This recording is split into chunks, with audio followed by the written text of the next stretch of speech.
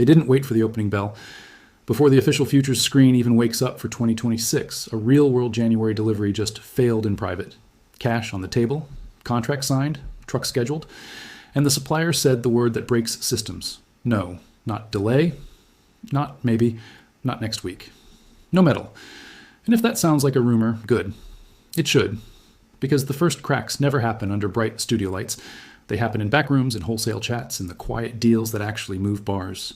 We're watching the first physical fracture of 2026, while the paper price is still frozen like a postcard from last year. I'm going to walk you through what this means, why the premium just exploded, what the banks will try to do when electronic trading opens, and how we protect ourselves without getting shaken out. This is educational. We manage risk. Now watch this. The screen still shows yesterday's close. A neat, comforting number that looks official. But the real market doesn't care about your screen. The real market cares about atoms. And atoms don't trade on holiday hours. In the wholesale network, premiums just blew out. Not 2%, not a little tight. $12 over spot to source standard bars for near-term delivery. That's not a premium. That's a distress signal. So we now have two prices living in the same house and pretending they're roommates. One price is for paper promises, infinite supply. Click, print, roll, repeat. The other price is for actual metal you can receive, finite supply, heavy, slow, and suddenly missing. If spot is around 70 and the premium is 12, the message is simple. The market is whispering, real silver is 82. And the whisper turns into a scream the moment someone fails to deliver. Here's the trap most people fall into. They stare at the screen and think the screen is reality. It's not. The screen is the price of a contract. The premium is the price of truth. So ask yourself and answer in the comments. If the screen says one thing, but the dealers are charging another, who do you believe? Now let's talk about why a private delivery would fail on day one. Because in a normal market, a supplier can fix a shortfall with money. They just go buy the metal, eat the cost, and fulfill the deal. Embarrassing, but survivable. Today, the supplier couldn't fix it with money. That's the difference between a financial problem and a physical problem. Financial problems can be papered over. Physical problems are a wall. You can't print silver. You can't liquidity inject a 1,000-ounce bar into existence. You can't tweet a refinery into running faster. So when cash shows up and the bars don't, that's not volatility, that's scarcity. Fact. A private January physical contract failed to complete. Interpretation. The market is tighter than the public price mechanism is admitting. And that gap between fact and interpretation is where the opportunity and the danger live. Now, what's the trigger? The trigger is policy turning into physics. Export restrictions, approvals, paperwork, national security language, whatever label they attach to it, it all ends the same way. Metal that used to flow freely now hits a checkpoint. And checkpoints create queues. Queues create delays. Delays create defaults. And because industrial buyers don't buy eventually, they buy on schedule. They don't care about your chart patterns. They care about production lines. A solar manufacturer can't tell a factory, sorry, the futures market is closed. An electronics buyer can't ship a spreadsheet. They need metal. So when the supplier looked at the new rulebook, looked at their inventory, and realized they'd be short, they did the only thing they could do. They refused the deal. That's ugly. But what comes next is worse. Because once one supplier says no, every other supplier starts rechecking their vault. And the moment they realize they can be next, they stop offering inventory. They widen premiums. They add minimum order sizes. They push out delivery windows. And then the shortage spreads like a cold through the whole network. You want a sign that this is real? It's not the candle on your phone. It's the change in behavior. When sellers stop selling, the market isn't fine. It's bracing.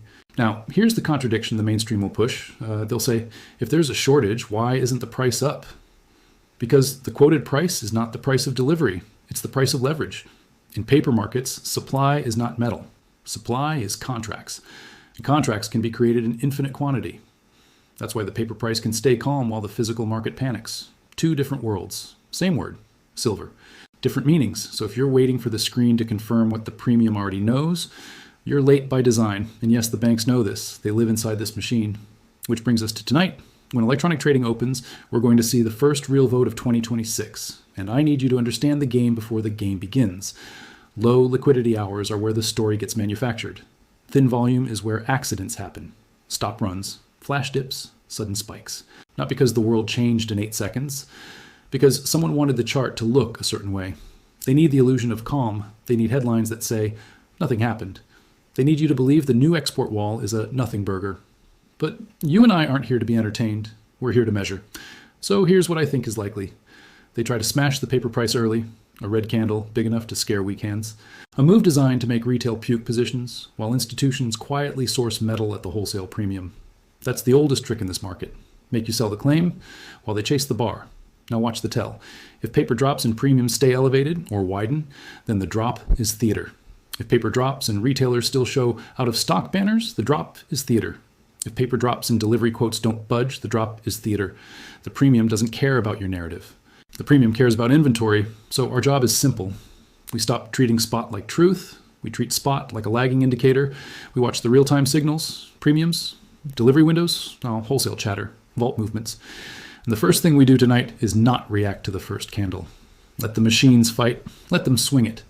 Because the opening hour is engineered to steal your attention and your liquidity. Now, I can already hear the pushback. But what if this is just one isolated incident? Possible. One deal can fail for a dozen reasons. Paperwork, timing, a miscommunication. But here's the problem. In a healthy market, an isolated incident is solved quietly. In a tight market, an isolated incident becomes a precedent. And once the precedent is set, delivery can fail. The psychology flips. Buyers rush, sellers freeze, middlemen protect themselves. That's how squeezes begin. Not with fireworks, with a single no in a quiet warehouse. So what do we do with this? We separate our situation into reality buckets. If we already hold physical metal, we don't panic. Our ounces didn't evaporate because the screen changed. A bar weighs what it weighs, and the market just told us that real bars are worth more than paper bars. That's not a reason to dump. That's the reason we bought in the first place. If we hold paper exposure, ETFs, unallocated accounts, pooled programs, then tonight is a risk audit, not a meltdown, a risk audit. Do we have allocation? Do we have serial numbers? Do we have a delivery path? Do we have a counterparty that can say force majeure and walk away? Because in a world where private deals can fail, trust me, isn't a strategy.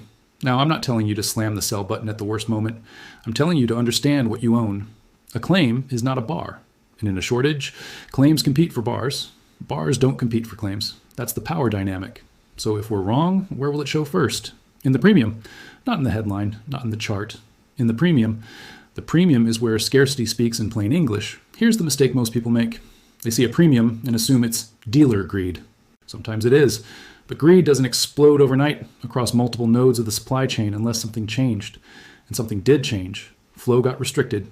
Inventory got tighter. Risk got repriced. So the premium is not just markup. It's insurance. It's payment for immediacy. It's the price of certainty. And that is exactly what a failed delivery destroys. Certainty. So the market charges more for it. Now let's get even more uncomfortable. What happens if these private failures multiply? Because 1 is a warning, 2 is a pattern, 3 is a stampede. When industrial buyers hear that a supplier refused delivery this morning, they don't wait for confirmation from television. They call their own suppliers. They ask harder questions. They pull orders forward. They ask for extra tonnage, just in case. That behavior alone can drain the last buffer. It becomes self-fulfilling, not because buyers are irrational, because their downside is catastrophic. A factory line that stops costs more than a premium. So they pay. And when industry pays, retail gets whatever scraps are left. And now we have to talk about the bank's favorite weapon, volatility. They can't manufacture metal, but they can manufacture emotion. They can make you nauseous. Up 5, down 5, up 3, down 6. They want you checking your phone like it's a heart monitor, because tired people make bad trades. So we don't give them that. We use a simple filter.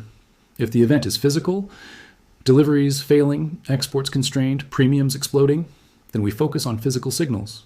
If the move is paper, thin hours smash, mystery selling, sudden spikes, then we treat it as noise until it shows up in physical. Paper leads headlines, physical leads reality. Now, let's put a spotlight on that $12 number, because it's the most important thing in this entire story. A $12 premium means the market is rationing metal. It's saying, we will sell you bars, but only if you pay us to give up certainty. That's exactly what happens when inventories are thin and replacement is risky. And here's the open loop you need to hold in your head tonight. If premiums are already $12 with markets still half asleep, what do they become when the first full week of 2026 begins, when factories reopen, when procurement desks come back online, when every buyer starts hearing the same whispers?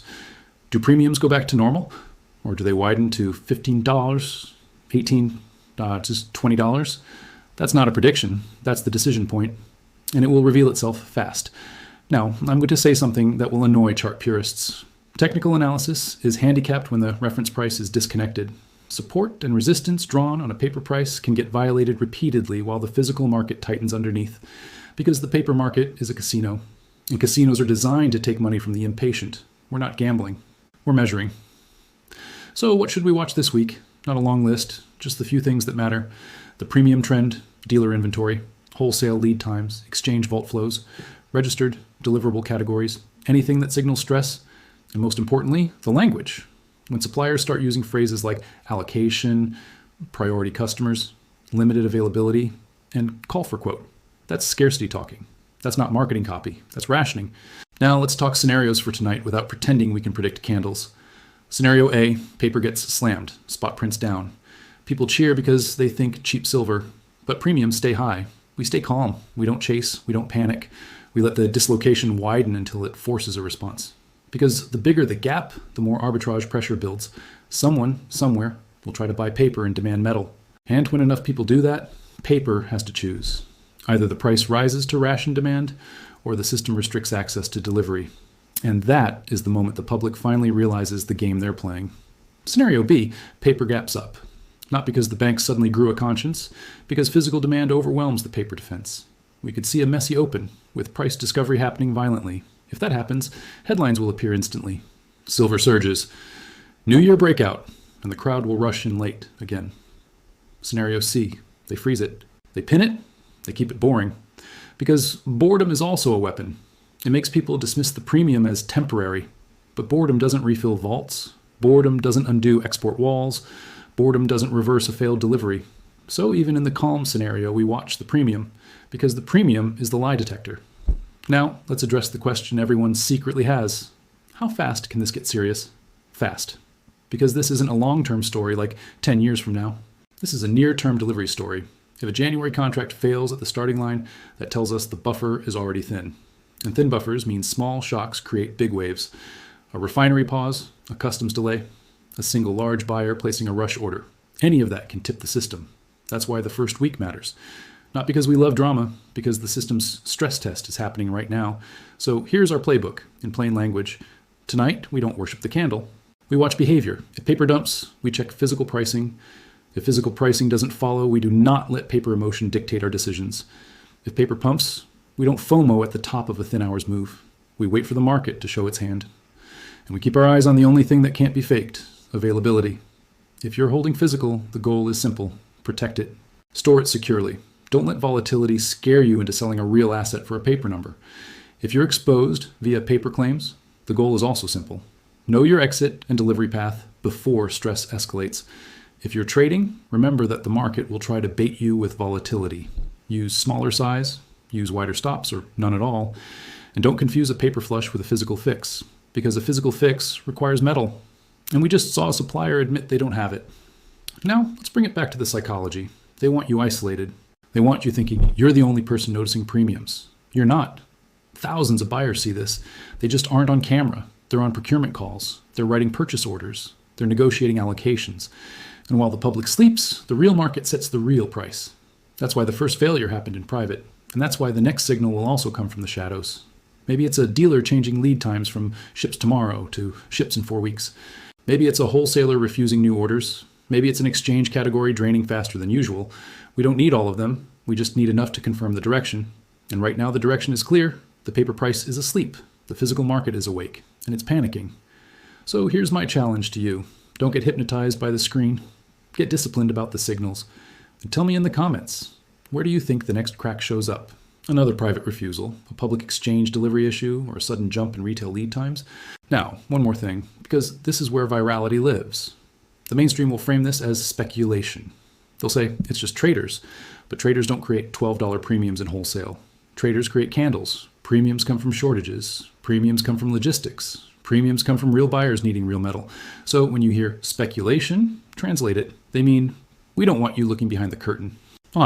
Because behind the curtain is the uncomfortable truth. The pricing mechanism is breaking. Not forever, not tomorrow, but it's cracking. And once a crack forms, it spreads. And now listen closely. If tonight's open is wild, that's not the story. The story is whether the premium compresses. If the premium collapses back to normal, the system found supply. If the premium holds or widens, the system didn't find supply. And if the system didn't find supply, the next move isn't optional. The next move is forced. Either the price rises to ration demand, or access to metal gets restricted. And either of those outcomes changes everything for 2026. So don't blink. If you want the fastest updates as this unfolds, hit subscribe. Short, simple, and it keeps us ahead of the narrative. Turn on notifications so you catch moves. We are not here to be late. We are here to be early. Tonight, the paper market opens. But the physical market already spoke this morning. A delivery failed. A premium exploded.